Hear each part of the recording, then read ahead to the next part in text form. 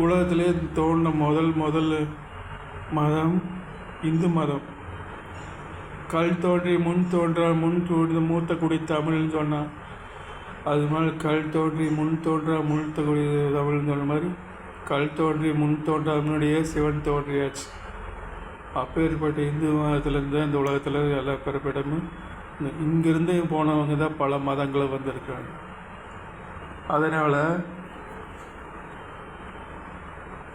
நான் தான் பெருசுன்னு எல்லோரும் ஆடக்கூடாது. எந்த மதமாக இருந்தாலும் மனிதநேயத்தோடு வாழ கற்றுக்கோங்க. இதுதான் நான் சொல்கிற நிறைய மெசேஜ்.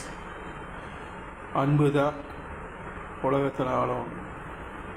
அன்போடு பழகுங்க, போர்களெல்லாம் விடுங்க, சண்டை சச்சரவுகளெல்லாம் விட்டுருங்க, அன்போடு வழி நடத்துங்க.